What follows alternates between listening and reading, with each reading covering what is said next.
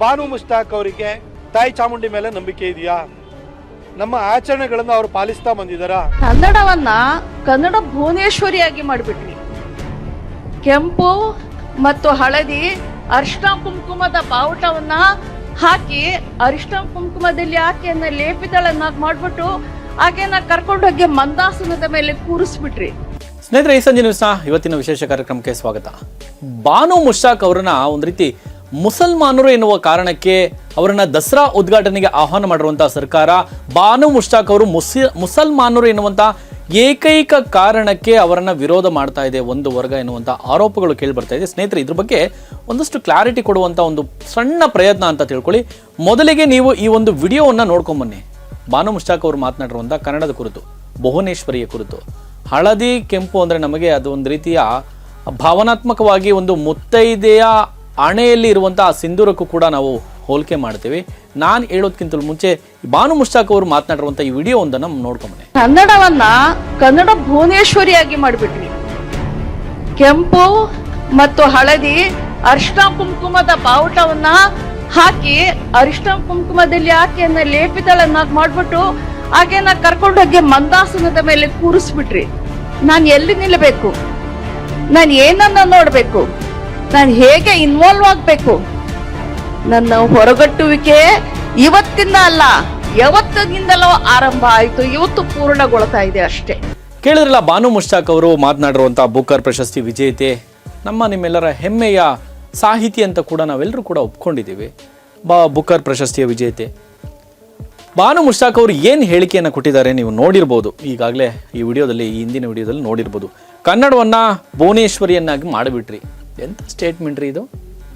ಒಬ್ಬರು ಪ್ರಬುದ್ಧರು ಸರಸ್ವತ ಲೋಕದಲ್ಲಿ ತಮ್ಮದೇ ಆದಂಥ ಒಂದು ಛಾಪನ್ನು ಮೂಡಿಸ್ಕೊಂಡಿರುವಂಥವ್ರು ಕನ್ನಡವನ್ನ ಭುವನೇಶ್ವರಿಯನ್ನಾಗಿ ಮಾಡಿಬಿಟ್ರಿ. ಇದನ್ನು ಪ್ರಶ್ನೆ ಮಾಡುವಂತಹ ಮಾತಾ ಇದು? ನಿಜಕ್ಕೂ ಆಶ್ಚರ್ಯ ಆಗುತ್ತೆ ಇವರ ಮಾತುಗಳನ್ನು ಕೇಳಿದಾಗ. ಇದಕ್ಕೂ ಮೀರಿ ಮತ್ತೊಂದು ಪ್ರಶ್ನೆನ ಇದೇ ಬಾನು ಮುಷ್ತಾಕ್ ಅವರು ಮಾಡ್ತಾರೆ. ಬಾವುಟವನ್ನ ಅರಿಶಿನ ಕುಂಕುಮವನ್ನಾಗಿ ನೀವು ಮಾಡಿಬಿಟ್ರಲ್ಲ, ನಾನು ಎಲ್ಲೋಗಿ ನಿಲ್ಬೇಕು ಅಂತೇಳಿ ಪ್ರಶ್ನೆ ಮಾಡ್ತಾರೆ. ಎಂಥ ಪ್ರಶ್ನೆ ಸ್ವಾಮಿ ಇದು? ಹೌದು ರೀ, ನಮ್ಮ ಕನ್ನಡದ ಅಸ್ಮಿತೆ ಅದು.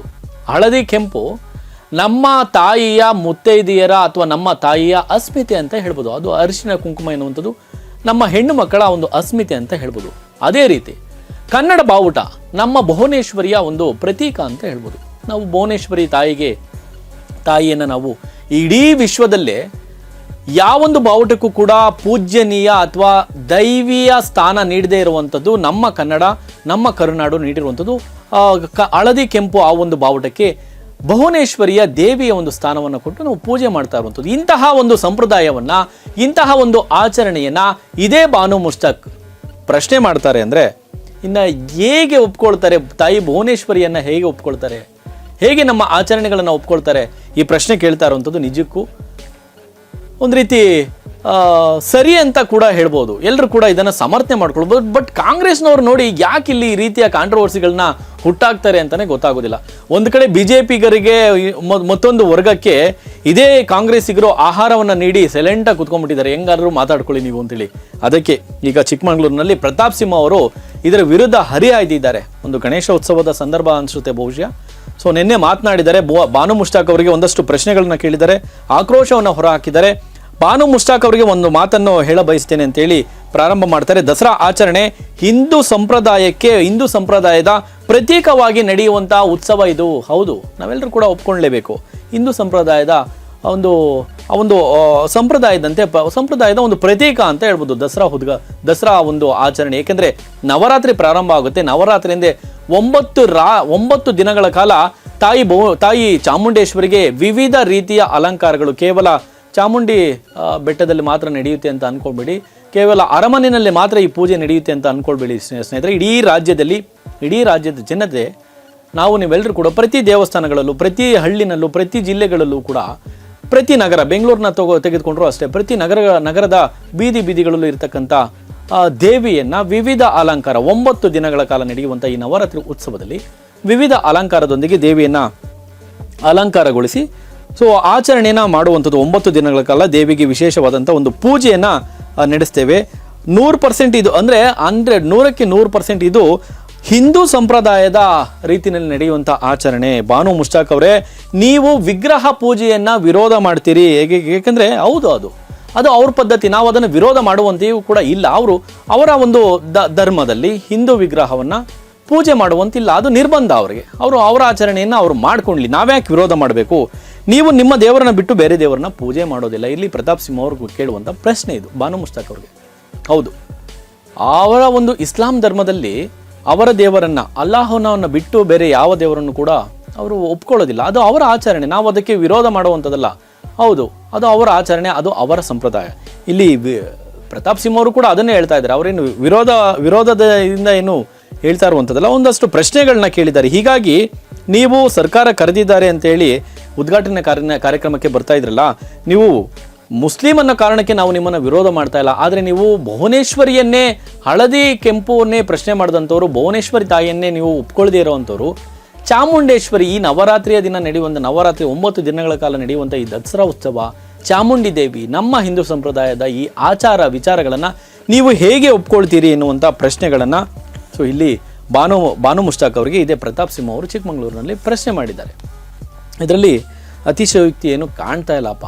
ಮತ್ತೊಂದು ಮುಂದುವರೆದು ಪ್ರತಾಪ್ ಸಿಂಹ ಅವರು ಕೇಳ್ತಾರೆ, ನಾವಿಲ್ಲಿ ಯಾವ ಧರ್ಮದ ವಿರೋಧಿಗಳು ಅಲ್ಲ ಅಂತೇಳಿ ಅದಕ್ಕೊಂದಷ್ಟು ಉದಾಹರಣೆಯನ್ನು ಕೊಡ್ತಾರೆ. BJP ಸರ್ಕಾರ ಆಡಳಿತದಲ್ಲಿ ಇದ್ದಂಥ ಸಂದರ್ಭದಲ್ಲಿ ಇದೇ ಮುಸಲ್ಮಾನ ನಾಯಕರುಗಳನ್ನು, ಅನ್ಯ ಧರ್ಮೀಯವರನ್ನು ಯಾವ ರೀತಿ BJP ನಡೆಸ್ಕೊಂಡಿದೆ, ಯಾವ ರೀತಿ ಅವರಿಗೆ ಗೌರವವನ್ನು ನೀಡಿದೆ ಎನ್ನುವಂಥ ಉದಾಹರಣೆಗಳನ್ನು ಕೂಡ ಇಲ್ಲಿ ಕೊಡ್ತಾ ಹೋಗ್ತಾರೆ. ಅಬ್ದುಲ್ ಕಲಾಂ ಅವರು ಮಹಾನ್ ಚೇತನ, ಮಹಾನ್ ನಾಯಕ ಅಂತ ಹೇಳ್ಬೋದು. ಈ ದೇಶಕ್ಕೆ ಅವ್ರದ್ದೇ ಆದಂಥ ಒಂದಷ್ಟು ಕೊಡುಗೆ ಇದೆ. ಇವತ್ತಿಗೂ ಕೂಡ ಜಾತ್ಯತೀತವಾಗಿ ಮತ್ತು ಧರ್ಮಾತೀತವಾಗಿ ಅವರನ್ನು ಎಲ್ಲರೂ ಕೂಡ ಒಪ್ಪಿಕೊಳ್ಳುವ ಕೆಲಸವನ್ನು ಭಾರತೀಯರು ಮಾಡ್ತಾ ಬಂದಿದ್ದೇವೆ, ಮುಂದೆ ಕೂಡ ಮಾಡ್ತೇವೆ. ಅಬ್ದುಲ್ ಕಲಾಂ ಅವರನ್ನ ರಾಷ್ಟ್ರಪತಿಯನ್ನಾಗಿ ಇದೇ BJP ಸರ್ಕಾರ ಮಾಡಿದ್ದು ಅಂತೇಳಿ ಪ್ರತಾಪ್ ಸಿಂಹ ಅವರು ಮತ್ತೊಮ್ಮೆ ನೆನಪಿಸುವಂಥ ಕೆಲಸವನ್ನು ಮಾಡಿದ್ದಾರೆ. ಅಷ್ಟೇ ಅಲ್ಲದೆ ಬಿಸ್ಮಿಲ್ಲಾ ಖಾನ್ ಅವರಿಗೆ ಭಾರತ ರತ್ನ ಪ್ರಶಸ್ತಿಯನ್ನು ಅಟಲ್ ಬಿಹಾರಿ ವಾಜಪೇಯಿ ಅವರು ಪ್ರಧಾನಮಂತ್ರಿ ಆಗಿದ್ದಂಥ ಸಂದರ್ಭದಲ್ಲಿ ನೀಡಿದರು. ಬಿಸ್ಮಿಲ್ಲಾ ಖಾನ್ ಅವರಿಗೆ ಭಾರತ ರತ್ನ ಪ್ರಶಸ್ತಿಯನ್ನು. ಅವರು ಕೂಡ ಇಸ್ಲಾಂ ಧರ್ಮದ ಒಬ್ಬ ನಾಯಕರು. ಅವರಿಗೂ ಕೂಡ ವಾಜಪೇಯಿ ಸರ್ಕಾರದಲ್ಲಿ ಭಾರತ ರತ್ನ ಪ್ರಶಸ್ತಿಯನ್ನು ನೀಡುವ ಮೂಲಕ ಅವರನ್ನು ಗೌರವಿಸಿದೆ. ನಾವು ಮುಸಲ್ಮಾನರು ಎನ್ನುವ ಕಾರಣಕ್ಕೆ ಯಾರನ್ನು ಕೂಡ ವಿರೋಧ ಮಾಡಿಲ್ಲ ಎನ್ನುವಂಥ ಸಮರ್ಥನೆಯನ್ನು ಇಲ್ಲಿ ಪ್ರತಾಪ್ ಸಿಂಹ ಅವರು ನೀಡುವಂಥ ಒಂದು ಪ್ರಯತ್ನ ಮಾಡಿದರು. ಅಷ್ಟೇ ಅಲ್ಲದೆ ಜಾಕಿರ್ ಹುಸೇನ್ ಅವರಿಗೆ ಪದ್ಮಭೂಷಣ ಪ್ರಶಸ್ತಿಯನ್ನು ಕೊಟ್ಟಿದ್ದು ಕೂಡ ಇದೇ BJP ಸರ್ಕಾರ, ಇದೇ ವಾಜಪೇಯಿ ಸರ್ಕಾರ ಎನ್ನುವಂಥ ಮಾತುಗಳನ್ನು ಕೂಡ ಹೇಳ್ತಾರೆ. ಅಷ್ಟೇ ಅಲ್ಲದೆ ಇವತ್ತು ಸಂತ ಶಿಶುನಾಳ ಶರೀಫರು, ಯಾರು ಕೂಡ ನಾವೆಲ್ಲರೂ ಒಪ್ಕೊಳ್ತೀವಿ ಕಣ್ರಿ, ಕನ್ನಡಿಗರು, ಹಿಂದೂಗಳು, ಸಂತ ಶಿಶುನಾಳ ಶರೀಫರ ಅವರ ಸಿದ್ಧಾಂತಗಳನ್ನು, ಅವರ ಆಚಾರ ವಿಚಾರಗಳನ್ನ ನೀವೆಲ್ಲರೂ ಕೂಡ ಒಪ್ಕೊಳ್ಳೋದಲ್ಲ, ಒಂದು ರೀತಿ ಹಪ್ಕೊಂಡಿದ್ದೀವಿ ಅಂತಲೇ ಹೇಳ್ಬೋದು. ಇದೇ ನೋಡಿ, ಪ್ರತಾಪ್ ಸಿಂಹ ಅವರು ಅದನ್ನೇ ಮುಂದುವರೆದು ಹೇಳ್ತಾರೆ. ಸಂತ ಶಿಶುನಾಳ ಶರೀಫ್ ಅವರನ್ನು ನಾವೆಲ್ಲರೂ ಕೂಡ ಒಪ್ಕೊಂಡಿದ್ದೀವಿ. ಇದು ಏನು ಹಿಂದೂಗಳು ಯಾರೂ ಕೂಡ ನಾವು ಬೇರೆ ಅನ್ಯ ಧರ್ಮೀಯವರನ್ನ ವಿರೋಧ ಮಾಡುವಂಥದ್ದು, ಮತ್ತೊಂದು ಜಾತಿ ಧರ್ಮ ಅಂತ ಎಂಥದ್ದು ಇಲ್ಲ. ಬಾನು ಮುಷ್ತಾಕ್ ಅವರು ಇಲ್ಲಿ ಭುವನೇಶ್ವರಿಯನ್ನು ಒಪ್ಕೊಂಡಿಲ್ಲ, ಇನ್ನು ಚಾಮುಂಡೇಶ್ವರಿಯನ್ನು ಹೇಗೆ ಒಪ್ಕೊಳ್ಳೋದಕ್ಕೆ ಸಾಧ್ಯ ಎನ್ನುವಂಥ ಪ್ರಶ್ನೆಗಳನ್ನು ಮಾಡಿದ್ದಾರೆ. ಜೊತೆಯಲ್ಲಿ ಇನ್ನೂ ಕಟುವಾಗಿ ಪ್ರತಾಪ್ ಸಿಂಹ ಅವರು ವೇದಿಕೆಯಲ್ಲಿ ಹೇಳ್ತಾರೆ, ಮುಂದುವರೆದು ಯಾವ ರೀತಿ ಬಾನು ಮುಷ್ತಾಕ್ ಅವರು ಇದೊಂದು ರೀತಿಯ ಆಕ್ಷೇಪ ವ್ಯಕ್ತಪಡಿಸ್ತಿರೋ ಅಥವಾ ಕೆಲವು ಕೂಡ ಟೀಕೆ ಟಿಪ್ಪಣಿಗೆ ನಿಮಗೆ ಬಿಟ್ಟಿದ್ದು. ಬಟ್ ಇಲ್ಲಿ ಯಥಾವತ್ತು ಪ್ರತಾಪ್ ಸಿಂಹ ಅವರು ಬಾನು ಮುಷ್ತಾಕ್ ಅವರ ಬಗ್ಗೆ ಕುರಿತು ಹೇಳಿರುವಂಥ ಮಾತುಗಳನ್ನಷ್ಟೇ ಇಲ್ಲಿ ಹೇಳುವಂಥ ಪ್ರಯತ್ನ ಮಾಡ್ತೀವಿ. ಮಹಮ್ಮದ್ ಗಜ್ನಿ ಬಂದಿದ್ದ ಈ ದೇಶಕ್ಕೆ, ಅದಾದ ನಂತರ ಅಕ್ಬರ್ ಕೂಡ ಬರ್ತಾನೆ, ಬಾಬರ್ ಕೂಡ ಬಂದಿದ್ದ ಅಂತ ಹೇಳಬೇಕಾಗಿಲ್ಲ.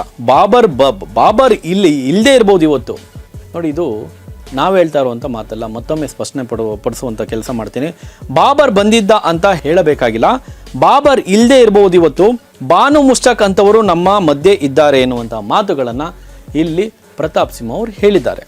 ಇದೊಂದು ರೀತಿ ಆಕ್ಷೇಪಾರ್ಹ ಅಂತ ಕೂಡ ನೀವು ಹೇಳ್ಬೋದು.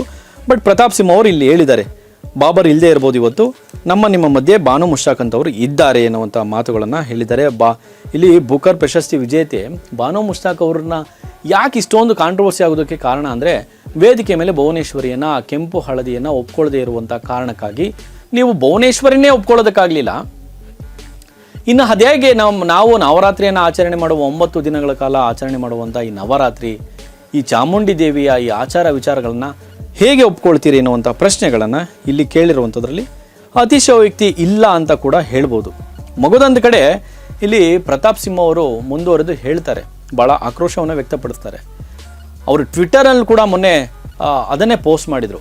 ಒಟ್ಟಾರೆ ಒಂದು ರೀತಿ ಇದು ಹಗ್ಗ ಜಗ್ಗಾಟಕ್ಕೆ ಒಂದು ರೀತಿ ಕಾಂಗ್ರೆಸ್ಸಿಗರೇ, ಕಾಂಗ್ರೆಸ್ ಸರ್ಕಾರವೇ ಈ ಒಂದು ವೇದಿಕೆಗೆ, ಈ ಒಂದು ಬಾನು ಮುಷ್ತಾಕ್ ಅವರ ಈ ಒಂದು ಚರ್ಚೆಗೆ ಒಂದು ವೇದಿಕೆಯನ್ನು ಕಲ್ಪಿಸ್ಕೊಡ್ತು ಕಾಂಗ್ರೆಸ್ಸೇ ಅಂತ ಹೇಳಿದ್ರೆ ಬಹುಶಃ ತಪ್ಪಾಗಲಿಕ್ಕಿಲ್ಲ. ಈಗಾಗಲೇ ಅಧಿಕೃತವಾಗಿ ಮೈಸೂರಿನ ಅಧಿಕಾರಿ ವರ್ಗ ಬಂದು ಬಾನು ಮುಷ್ತಾಕ್ ಅವರಿಗೆ ಅಧಿಕೃತವಾಗಿ ಅವರಿಗೆ ಆಹ್ವಾನವನ್ನು ಕೊಟ್ಟಿರುವಂಥದ್ದು, ಏನು ದಸರಾ ಉದ್ಘಾಟನೆಗೆ ಆಹ್ವಾನವನ್ನು ಈಗಾಗಲೇ ಕೊಟ್ಟಿರುವಂಥದ್ದು.